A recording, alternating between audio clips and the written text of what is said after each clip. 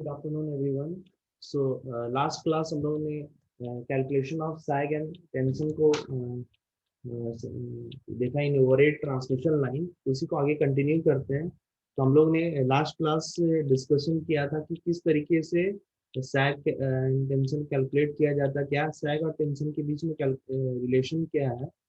तो दो केस हम लोग ने लिया था। When support are at the equal level, जब दोनों tower tower at the A and tower at the B दोनों का आपका ग्राउंड लेवल सेम अगर है, उस केस में हमने एक्सप्रेशन से देखा था।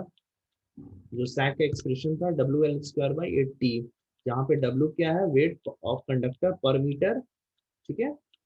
और L हो गया टेंशन, T हो गया टेंशन, ठीक है। T आपका टेंशन हो गया, और L L आपका जो है वो आपका दो टावर के बीच का डिस्टेंस हो गया। तो उसके बीच में सैग क्या होगा, इसको हम लोगों ने यहाँ से कैलकुलेट किया, ठीक है। और जब ये सपोर्ट अनइवन होगा, मान लीजिए ग्राउंड लेवल अगर सेम नहीं है, जैसे हिली एरियाज में, तो उस केस में हमारा एक्सप्रेशन क्या होगा, इस चीज को भी हम लोगों ने sag1 sag2 की वैल्यू, ठीक है, S1 और S2 की वैल्यू निकाली, और उससे फिर हम लोगों ने एक्सप्रेशंस को डिराइव करके X1 और X2 की वैल्यू को निकाल लिया, ठीक है। X1 और X2 की वैल्यू को हम लोगों ने निकाल लिया, और S ने आपका जो X1 हो गया टावर ए से लोएस्ट पॉइंट, ठीक है। और सैग क्या हो जाएगा, S2 हो गया, और ये S1 हो गया। सो S2 माइनस S1 H हो गया। तो H निकाल लेंगे, निकालने के लिए मुझे S1 और S2 को की वैल्यू को निकालना होगा। और S1 और S2 की वैल्यू को निकालने के लिए हम लोगों ने एक्सप्रेशंस देखा था ये, ठीक है। सो ये हमारा अनइवन अनइक्वल, ये देखिए केस था ये, जब supports are at unequal levels, ठीक है। तीसरा केस हम लोग को देखना है, जो हम लोग आज डिस्कस करेंगे, कि अगर मान लीजिए कंडक्टर के ऊपर आइस की कोटिंग हो जाती है, ठीक है। जैसे मान लीजिए किसी ठंड जगह पे आइस की कोटिंग उस पर लग जाती है, या फिर विंड का प्रेशर है, उस जगह पे ये वैल्यू कैसे चेंज होगा, ठीक है। तो सबसे पहले अगर आइस की कोटिंग होगी, तो हमने यहाँ पे लिया टी डिस्टेंस, टी लेंथ का उस पर कोटिंग होगी आइस, ये हमारा कंडक्टर है। और एक टी एक सिमेट्रिकल हम लोग मान लिए, नॉर्मली सिमेट्रिकल रहता नहीं है, पर आपको डिराइव करने के लिए पहले सिमेट्रिकल नेचर को पकड़ना होगा। तो टी आपका लेंथ का इस पे आइस कोटिंग हो गया कंडक्टर के ऊपर, ठीक है। तो टोटल इस तरीके का बन जाएगा ये कंडक्टर, इसके ऊपर में symmetrical ice coating T length का है, ठीक है। दूसरा, अगर विंड का प्रेशर है, तो नेट विंड का अगर प्रेशर आता है, तो देखिए क्या होगा, विंड का प्रेशर इधर आएगा, हॉरिजॉन्टली आएगा, और जो कंडक्टर है उसका वेट डाउनवर्ड्स की तरफ लगेगा। तो वेट क्या है, original wait of the conductor W plus WI, जो आइस की कोटिंग हुई है उसकी, उसका जो टोटल वेट होगा वो हो गया WI, ठीक है। और विंड का प्रेशर इधर हॉरिजॉन्टल डायरेक्शन में लग रहा है, तो इन दोनों का रिजल्टिंग क्या होगा, WT होगा, ठीक है। WT क्या है, एग्जैक्टली वो वर्टिकल डिस्टेंस, वर्टिकल डायरेक्शन में नहीं लगेगा, it will be resulting of weight of the conductor plus weight of the ice and wind of the effect of the pressure, effect of the wind pressure, ठीक है। तो net wait मेरा horizontal slant distance पे at theta angle पे हो जाएगा vertical, ठीक है। नेक्स्ट हमारा टोटल वेट हम लोग ऑलरेडी जानते हैं, इस ट्राइंगल में हम लोग आपका पाइथागोरस थ्योरम यूज करेंगे, तो ये वैल्यू आएगा, ठीक है। This you all know that this is the perpendicular, Pythagoras theorem use करके, Pythagoras theorem use करके you can easily calculate the, this is the hypotenuse, this is the base and this is the perpendicular. So इसमें Pythagoras theorem use करके you can easily calculate the value of WT, ठीक है।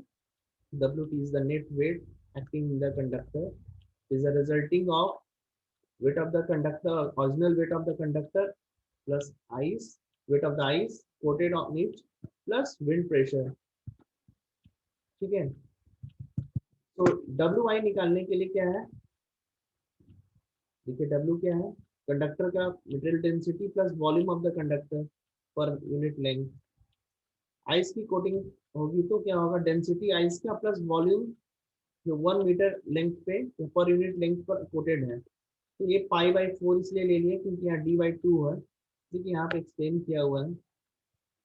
Late इसमें क्या है, d plus T and T, 2t हो गया minus D, ये कंसेंट्रिक सर्कल्स का क्या निकल गया, वॉल्यूम निकल गया। तो पाई इसका ये क्या है, ये आपका सिलेंड्रिकल शेप में है तो πr² h होगा। तो πr², एच एच क्या है, 1 मीटर लेंथ हम लिए हैं, ठीक है, क्लियर। सो ये फॉर्मूला आ जाएगा, ठीक है। अब इसके बाद इसको इसको आप इजीली यहाँ से देख सकते हैं, ये क्या है, π² RH है, तो πr², यहाँ पे d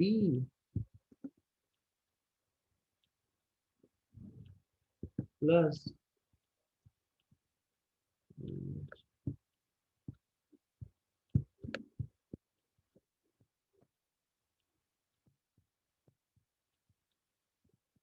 d प्लस इधर का t, इधर का t, तो r क्या हो जाएगा, d/2 प्लस t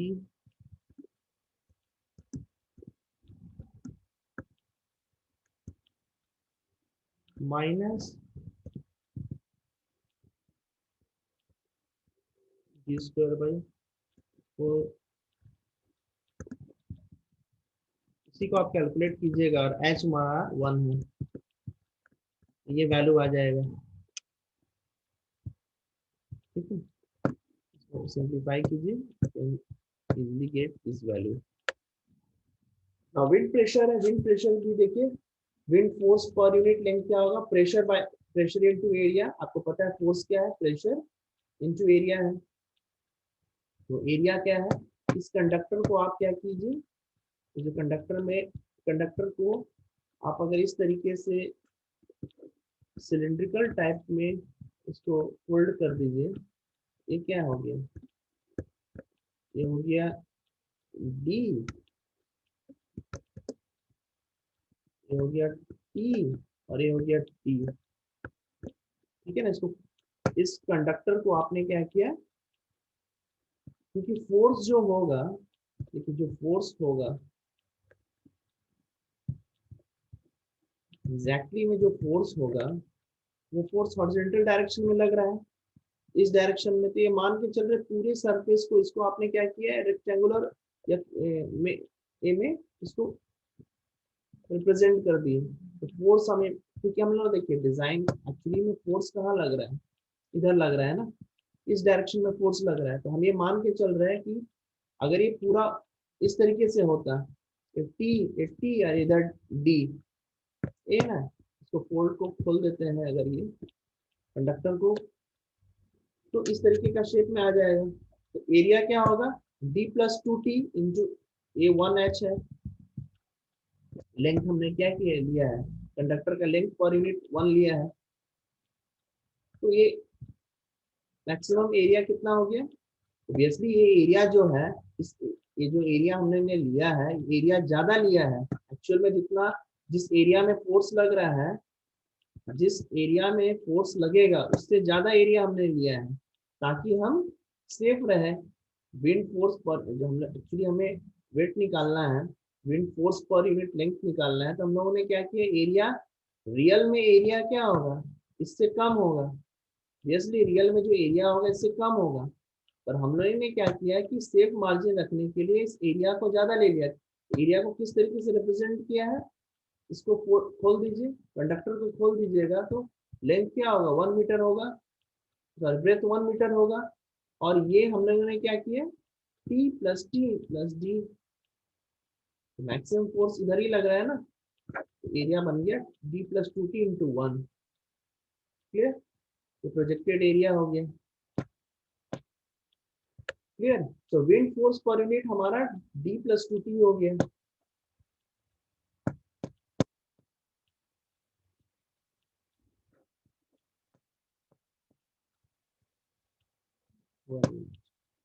नेक्स्ट हम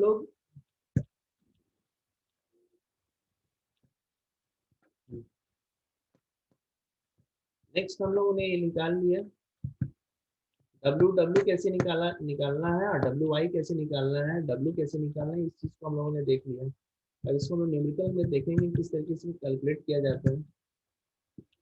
नेक्स्ट ये एक और चीज है, इसमें tan theta W plus theta का वैल्यू अगर निकालना है आपको, तो इस पाइथागोरस थ्योरम इस ट्रायंगल में आप यूज करके निकाल सकते हैं। tan थीटा क्या होगा, दिस बाई दिस, ये क्या है, this is basically W and this is W plus इसी चीज को यहाँ लिख लिया। तो मेरा थीटा निकल गया। अब थीटा क्या शो करेगा कि सैग जो स्लैंट सैग क्या है, ठीक है, एस की वैल्यू तो हम लोग जानते हैं। तो स्लैंट सैग ये डब्ल्यू, देखिए यहाँ पे डब्ल्यू टी हो गया, पहले डब्ल्यू प्लस डब्ल्यू आई था, ठीक है, जब आइस कोटिंग नहीं था तो यहाँ पे डब्ल्यू था, जब आइस लगा तो डब्ल्यू प्लस डब्ल्यू आई हो गया, और जब इसमें प्रेशर आया विंड का तो डब्ल्यू टी से रिप्रेजेंट हो गया, क्योंकि अब नेट वेट क्या हो गया, डब्ल्यू टी। ठीक है, ये चीज ध्यान रखिएगा, ठीक है।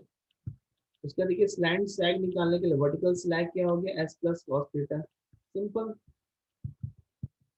स्लैंट सैग एक्चुअल में सैग कैसा रहेगा, ये रहेगा, ठीक है ना, हवा की जब इधर से एयर आएगा, एयर का प्रेशर पड़ेगा, एक्चुअल में सैग कैसा हो जाएगा, हल्का तिरछा हो जाएगा, तिरछा हो जाएगा सैग, ठीक है। तो वर्टिकल सैग ये हो गया। तो वर्टिकल सैग क्या होगा, simple cos this into cos theta, तो ये क्या है, डब्ल्यू टी है, cos theta, simple Pythagoras theorem use करके। नेक्स्ट हम लोग न्यूमेरिकल्स में देखते हैं। तो पहला न्यूमेरिकल्स क्या है, 132 केवी ट्रांसमिशन लाइन का डेटा दिया हुआ है, कंडक्टर का पर किलोमीटर का वेट दिया हुआ है 680 केजी, स्पैन का लेंथ दिया है 260 मीटर, अल्टीमेट स्ट्रेंथ दिया है 3100 केजी एंड सेफ्टी फैक्टर 2 दिया है। इसका मतलब क्या, सेफ्टी फैक्टर 2 दिया हुआ है, इसका अल्टीमेट स्ट्रेंथ मैक्सिमम स्ट्रेंथ जो वायर मैक्सिमम स्ट्रेंथ कितना झेल सकता है, 3100 केजी झेल सकता है। पर हम लोग जब भी कैलकुलेशन करेंगे तो आपको पता है सेफ्टी फैक्टर को लेके चलना है, इसीलिए वर्किंग टेंशन क्या हो गया, ultimate strength by safety factor. Actual में वायर की कैपेबिलिटी है 3100 केजी झेलने की, बट हम लोग ने सिर्फ 1550 केजी को यूज करेंगे, क्योंकि हम लोग बाकी को सेफ्टी रखना, सेफ्टी मार्जिन में रखना है। पूरा हम लोग अल्टीमेट जितना वायर टेंशन झेल सकता है हम लोग सारा उसको कैलकुलेशन में नहीं लगाएंगे, क्योंकि हमें देखना है ना, हमें और भी फैक्टर्स को कंसिडर करना है, इसीलिए हम लोग ये मान के चल रहे हैं कि 1550 केजी तक की टेंशन वो झेल सकता है, को लेना है। अल्टीमेट में अल्टीमेट वो झेल सकता है 3100 केजी वेट, ठीक है, टेंशन, बट हम लोग सिर्फ उसको सेफ्टी मार्जिन लेके 1550 केजी तक ही लेंगे, ठीक है। अभी आपको देखिए वेट ऑफ द कंडक्टर 680 पर किलोमीटर था, तो पर मीटर क्या निकल जाएगा, 680 बाई 1000, तो 0.6 केजी, 68 केजी पर मीटर हो गया वेट। सेट का वैल्यू आपको ने ऊपर में इसमें देखिए सब क्या लिखा हुआ है कि calculate the height above the ground eight which conductor should be supported, तो ये केस कौन सा है, इन सरफेस का है, ठीक है। आपको हाइट निकालना है ग्राउंड से ऊपर, जहाँ पे कंडक्टर का सपोर्ट रहेगा, ठीक है। Calculate the height above ground eight which the conductor should be supported. Actual में इसको अगर इस तरीके से बनाया जाए तो इस तरीके का डायग्राम बनेगा, एक टावर इधर है, एक टावर इधर है, ठीक है। ये बन गया मेरा लोएस्ट पॉइंट है ना, ये बन गया सैग, ये बन गया सैग, ग्राउंड है, ये निकालना है, ठीक है। सो सैग निकल जाएगा इस फॉर्मूला से, स्पैन लेंथ 260 मीटर, सो 3.7 मीटर आ गया आपका सैग। और एक 10 दिया हुआ है, देखिए ग्राउंड क्लियरेंस दिया हुआ है 10, ये 10 दिया हुआ है, ये 10 दिया हुआ है, सैग हमने कैलकुलेट कर लिया। तो height above the ground eight which conductor should be supported, तो ये वैल्यू निकल गया हमारा, ठीक है। तो ग्राउंड क्लियरेंस 10 दिया हुआ है यहाँ पे 10 मीटर, मतलब ग्राउंड से जो लोएस्ट पॉइंट होगा कंडक्टर का वो 10 मीटर रहेगा। तो अल्टीमेटली 3.7 मीटर सैग निकला था, तो 13.7 मीटर बन गया हमारा टोटल कंडक्टर का हाइट, टॉप पॉइंट कंडक्टर का हाइट फ्रॉम ग्राउंड, ठीक है। चलिए नेक्स्ट हम लोग दूसरे न्यूमेरिकल्स पे जाते हैं। तो दूसरा न्यूमेरिकल्स में दिया हुआ है a transmission line has a span of 150 meter between level support. The conductor has a cross sectional area of 2 centimeter square, ठीक है। ट्रांसमिशन लाइन है, इसका स्पैन दिया हुआ है 150 मीटर, टेंशन कंडक्टर में है वो 2000 kg, ये वर्किंग टेंशन है, ठीक है। और स्पेसिफिक ग्रेविटी कंडक्टर का 9.9 ग्राम पर सेंटीमीटर क्यूब दिया हुआ है। इसका मतलब है कंडक्टर का वेट निकालना होगा, तो मुझे क्या करना होगा, 9.9, वॉल्यूम क्या है 1 मीटर कंडक्टर का, वॉल्यूम क्या है 2 सेंटीमीटर स्क्वायर है ना। तो 9.9 ग्राम पर सेंटीमीटर क्यूब, ठीक है। तो 9.9 इंटू 2 हो गया।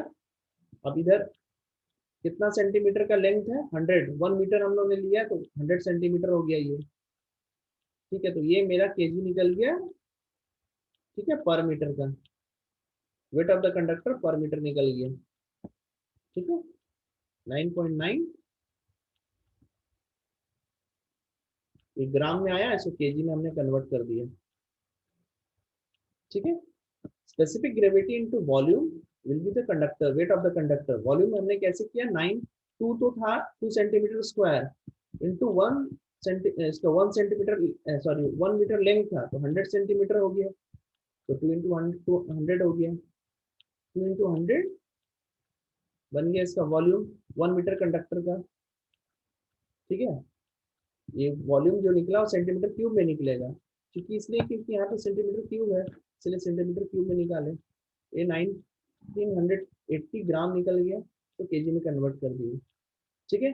अब यहाँ बता रहा है कि विंड का प्रेशर दिया हुआ है, पर यहाँ पर आइस का कोई बात नहीं, इसलिए आइस से जब बात की तो इसको नेग्लेक्ट कर देंगे। विंड का प्रेशर है 1.5 केजी पर मीटर लेंथ, 1.5 अरे 1.98 केजी पर मीटर, तो टोटल वेट निकल गया हमारा, है ना।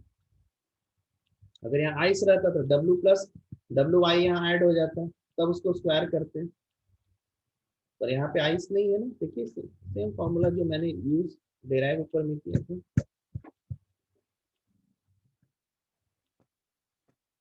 WI है नहीं तो W square plus W square whole cube whole square root square root ले लिए, तो मेरा WT निकल गया। अब सैक का आप लोग फॉर्मूला जानते हैं, इवन सरफेस है तो WTL square by 8T, sag calculation निकल गया। और वर्टिकल सैग आपको पता है tan theta, tan theta by क्या होगा दिस बाई दिस, सो ये क्या है, ये मेरा W W और ये W है ना। आइस नहीं है तो W से लेंगे, थीटा निकल गया यहाँ से, और वर्टिकल सैग आराम से एस कॉस थीटा निकाल लिए हम लोग, ठीक है। एक चीज ध्यान में रखना है, इसको कैलकुलेट करने समय थीटा जब भी कैलकुलेट कीजिएगा डिग्री में है, तो आप कैलकुलेटर का मोड चेंज कर लीजिएगा, ठीक है। कैलकुलेटर का जो मोड है रेडियन में आएगा तो ये वैल्यू अलग आएगा, ठीक है। तो डिग्री में है तो रेडियन रहेगा तो उसका अलग वैल्यू आएगा, इसलिए मोड को आप डिग्री में डाल लीजिएगा। फिर डिग्री में डालने के बाद फिर यहाँ पे डिग्री में रखिएगा, तब 2.7 मीटर आएगा। अगर आप रेडियन ले रहे हैं तो कोई दिक्कत नहीं है, आप रेडियन लीजिए, वैल्यू रेडियन में आएगा, और फिर यहाँ पे रेडियन में पुट कीजिएगा, ठीक है। सो ये हो गया कैलकुलेशन ऑफ वर्टिकल सैग। चलिए next last numericals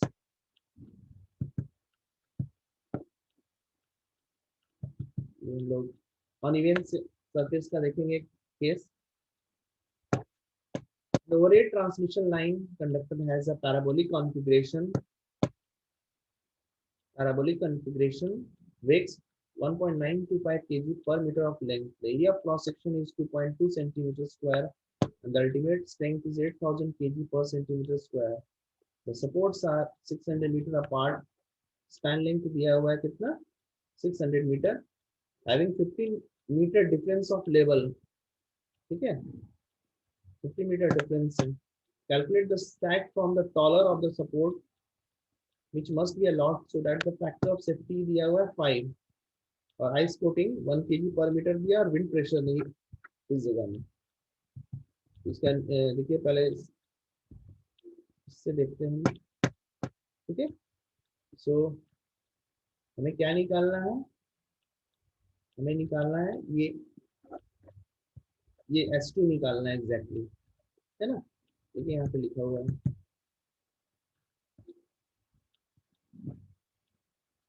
calculate the stack from the taller of the two support. ठीक है, टॉलर स्टैक निकालना है फ्रॉम टॉलर, S2 निकालना है। ठीक है, S2 निकालने के लिए देखिए हम लोग को क्या करना है, पहले x1 और x2 को देखना होगा। h की वैल्यू दी हुई है 15 मीटर। ठीक है, h की वैल्यू यहाँ दी हुई है 15 metre. The supports are span length 600 metre है and having 15 metre difference of level. तो h की वैल्यू यहाँ पर 15 मीटर दी हुई है। ठीक है, अब स्पैन लेंथ 600, आइस की वेट दिया हुआ 1 kg पर मीटर, हाइट 15 मीटर। सो वेट यहाँ क्या है 1.925 kg दिया हुआ है पर मीटर ऑफ लेंथ, कंडक्टर का वेट दिया हुआ है। ठीक है, आइस यहाँ पर है। अब देखिए वर्किंग अल्टीमेट स्ट्रेंथ कितना दिया हुआ है 8,000 kg पर सेंटीमीटर स्क्वायर दिया हुआ है। ठीक है, सो 8,000 kg पर सेंटीमीटर स्क्वायर दिया हुआ है।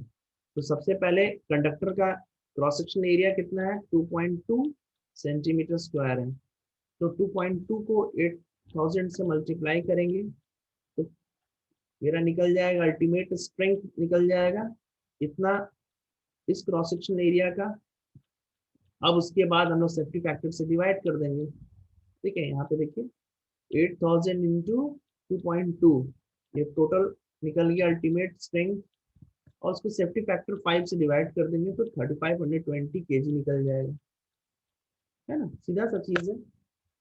यहाँ पे 2.2 से इसलिए मल्टीप्लाई किए क्योंकि यहाँ पे जो अल्टीमेट स्ट्रेंथ दिया है वो पर सेंटीमीटर स्क्वायर का दिया हुआ है।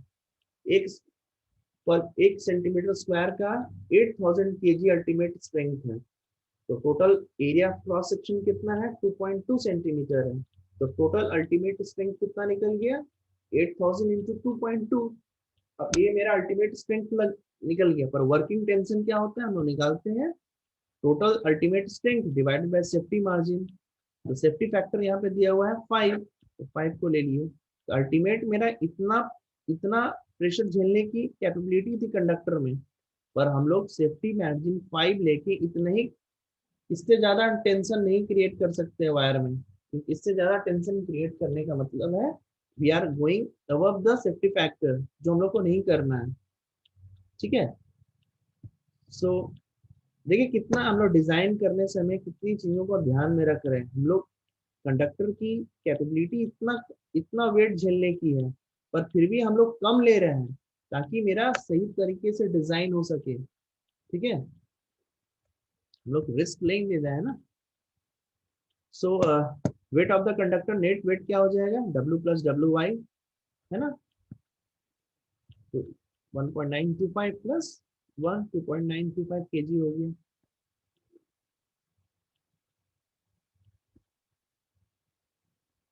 सो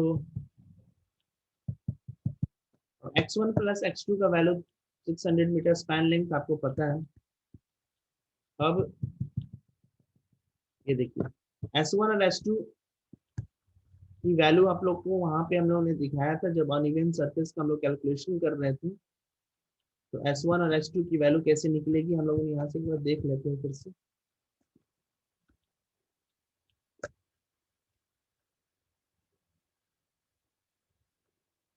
देखो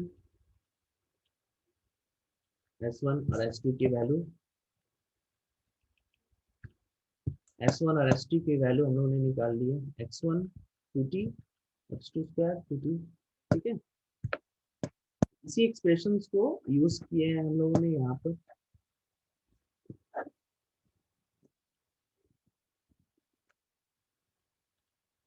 हम लोगों ने लिया है, यूज किया है h का h2 माइनस x1 की वैल्यू निकाल लिए। ठीक है, यहाँ से x2 माइनस x1 की वैल्यू 60 मीटर आ गई। और अब हमारे पास दो इक्वेशन है, x1 plus x2 600, x2 minus x1 60। दोनों को कैलकुलेट करके x1 और x2 की वैल्यू निकाल लेंगे, and then we will can easily calculate the value of x2 s2 sag from the taller of the two tower। तो हमारा 45.24 मीटर निकल गया। So this is all about sag, calculation of sag in overhead transmission line, जो काफी important होता है सैग को consider करना, क्योंकि सैग हमें बताता है कि नेट ग्राउंड क्लियरेंस क्या रहेगा, है ना। देखिए, टावर का हाइट निकालना काफी इंपॉर्टेंट है। हर ट्रांसमिशन लाइन का अलग अलग अपना अपना हाइट रहेगा। आप 33 केवी की ट्रांसमिशन लाइन में आप सॉरी 66 केवी के ट्रांसमिशन लाइन में आप 33 केवी के टावर को यूज नहीं कर सकते हाइट को, क्योंकि ये चीज ध्यान में रखना है, जितना ज्यादा हाई वोल्टेज होगा उतना ज्यादा ग्राउंड क्लियरेंस चाहिए, है ना। तो ये सब चीजें को ध्यान रखना है। इसीलिए सैग कैलकुलेशन काफी इंपॉर्टेंट होता है, क्योंकि जब तक सैग की वैल्यू आपको नहीं पता चलेगी, जब तक सैग का वैल्यू नहीं पता चलेगा, आप ग्राउंड क्लियरेंस नहीं ले सकते हैं, ग्राउंड क्लियरेंस की आइडिया आपको नहीं लगेगा। That is important in designing the overhead transmission line. ठीक है, तो ये मैकेनिकल कंसिडर मैकेनिकल प्रॉपर्टीज हो गया। मैकेनिकल पॉइंट ऑफ व्यू से एक मैकेनिकल इंजीनियर देखता है कि हमारा टावर का टेंशन क्या होता है, सैग क्या होता है, ग्राउंड क्लियरेंस क्या होता है। ठीक है, थैंक यू।